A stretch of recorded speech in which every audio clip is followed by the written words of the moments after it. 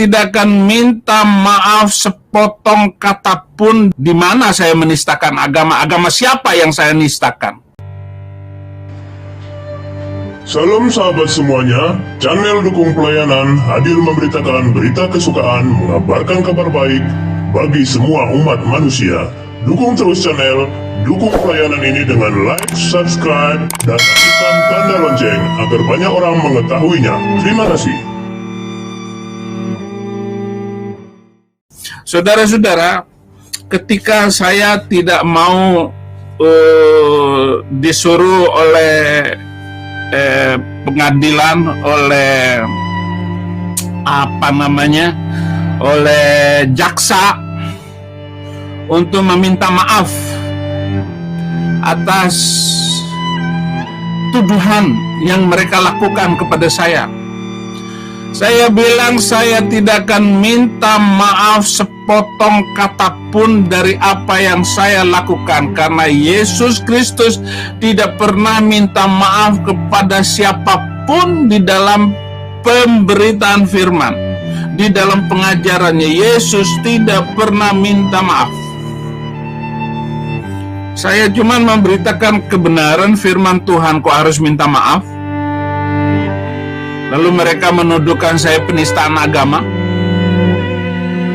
Di mana saya menistakan agama? Agama siapa yang saya nistakan? Agama apa yang saya nistakan? Tidak sama sekali. Justru agama itulah yang menistakan agama saya, yang menistakan orang lain. Bahkan kitab suci itu mengancam kehidupan saya, bahwa saya karena masuk Kristen itu boleh dibunuh. Mambadala dinahu faktulu.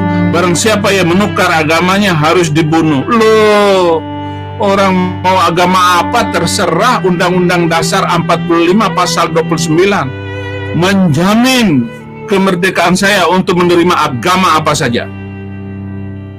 Yang nggak benar itu nggak beragama. Menurut Undang-Undang Dasar 45, kita nggak boleh dan harus beragama. Namun Injil sendiri bukan sebuah ajaran agama. Sistem bertuhan. Tuhan di dalam saya di dalam Tuhan. Itu adalah sistem. Jadi keyakinan Kristen itu adalah sistem kepercayaan di mana Tuhan menjadi sumber segala sesuatu.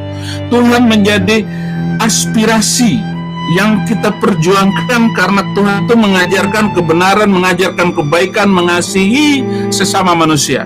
Itu adalah sumber segala sesuatu. Jadi aspirasi kita adalah Yesus Kristus. Dan inspirasi yang kedua, inspirasi kita adalah hanya Yesus Kristus, sumber segala pikiran kita. Akan memancar cahaya dari setiap orang yang percaya. Dan Yesus Kristus adalah pusat segala yang kita arahkan, yang kita tuju, dan pengharapan kita hanya di dalam nama Yesus Kristus. Apakah karena saya melakukan itu lalu saya dituduh penistaan agama? Bagaimana dengan sebuah kitab suci yang membolehkan membunuh manusia lain karena beda agama? Dan tentu saya terancam dengan kitab suci itu, kitab suci yang lama, karena saya masuk Kristen.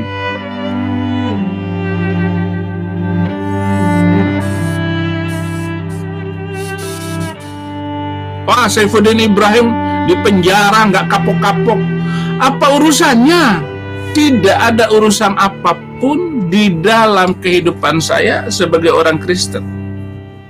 Maka saya menaruh judul ini, La yauma illa bitilawatil Injil. Tiada hari tanpa menginjil, tiada waktu tanpa membawa jiwa masuk kembali kepada Allah Yesus Kristus. Kalau kita kembali kepada Yesus Kristus, Allah kita, maka kita akan hidup kekal selama-lamanya. Mati itu hanyalah sebuah proses, seperti juga Yesus mati di atas kayu salib. Itu hanya bagian dari secuil waktu yang diberikan Tuhan kepada kita. Dan setelah kita mati, kita akan masuk surga, pasti masuk surga. Dan itulah hidup kekal selama-lamanya.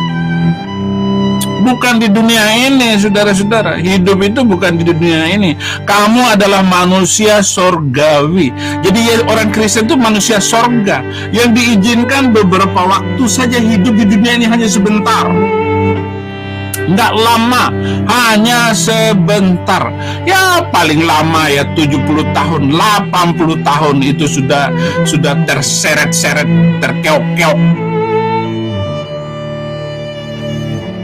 Kehidupan saya sekarang 56 tahun. Umur saya 56 tahun.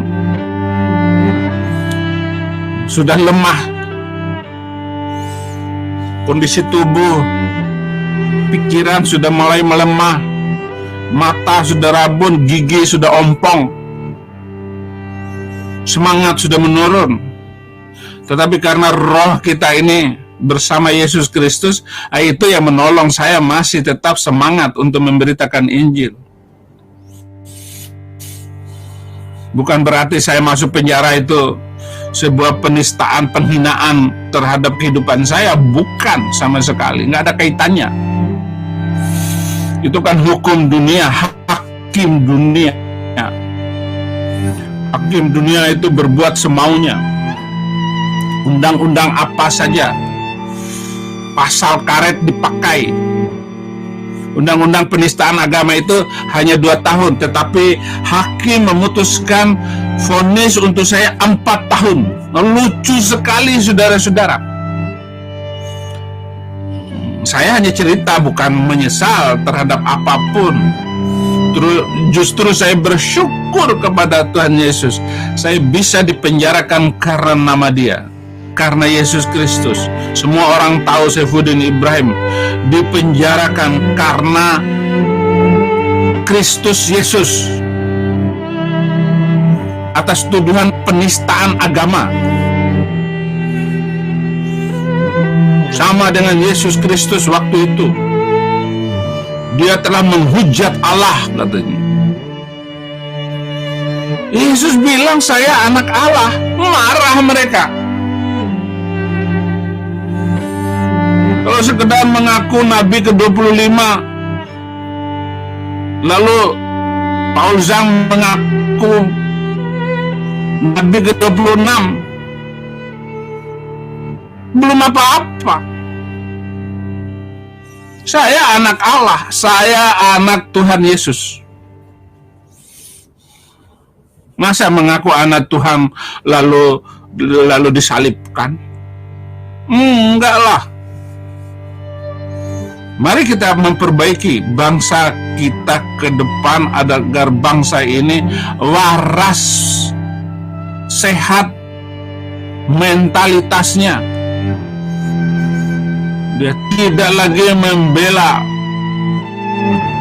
agamanya, tidak lagi membela keyakinannya, tidak lagi membela Yesus Kristus. Biarkan mereka menghina Yesus Kristus. Gak usah diapa-apain, itu urusan Tuhan. Gak usah membela Nabi Paul Zhang, gak usah dibela Nabi Paul Zhang. Dia mau bilang Nabi, mau bilang bukan, itu urusan dia dengan Tuhan. Kembalikan semua kepada Tuhan.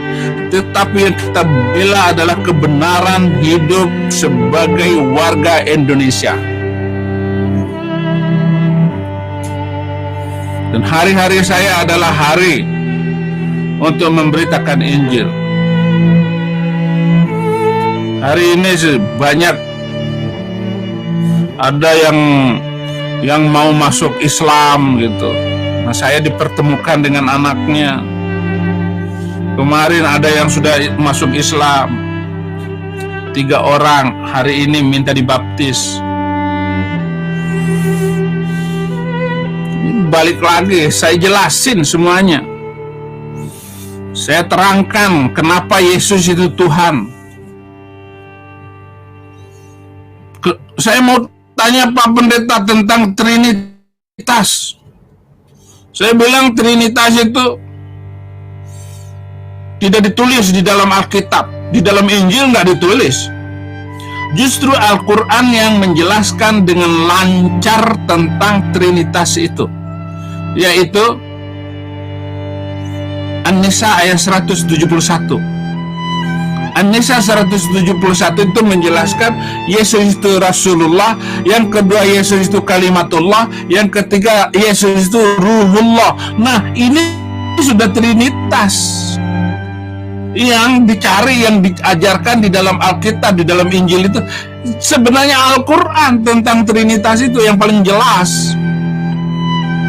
Hanya saudara-saudara muslim tidak memahami ayat ini sebagai konsep trinitas yang ada di dalam tulisan-tulisan di dalam Alkitab. Pengakuan-pengakuan Yesus, aku diutus Bapakku, aku diutus Bapa. Itu kan Rasulullah. Pada mulanya adalah firman, firman itu telah menjadi manusia. Itu kalimatullah.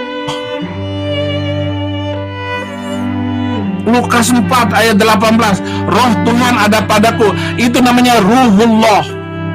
Trinitas itu jelas di dalam Al-Quran.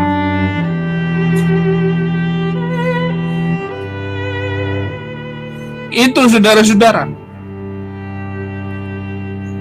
harus kita pahami. Nah, ketika dia bertanya tentang Trinitas, saya jelasin, hari ini dia minta dibaptis.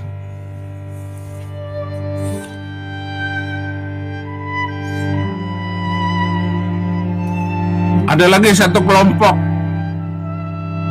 nanya ini, nanya itu. Wah, kalau begitu penjelasannya, pendeta-pendeta menjelaskan, wah masuk akal, mengerti Pak. Saya nggak mungkin masuk agama itu. Haleluya. Jadi mereka sudah kapok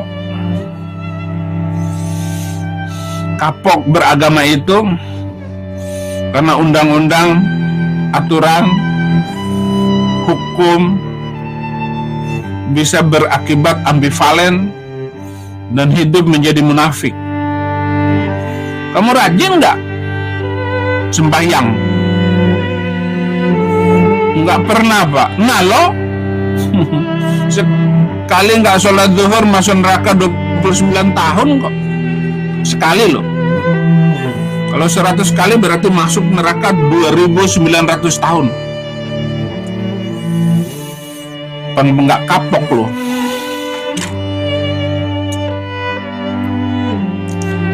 Makanya kita harus memberitakan Injil Indonesia bagi Kristus.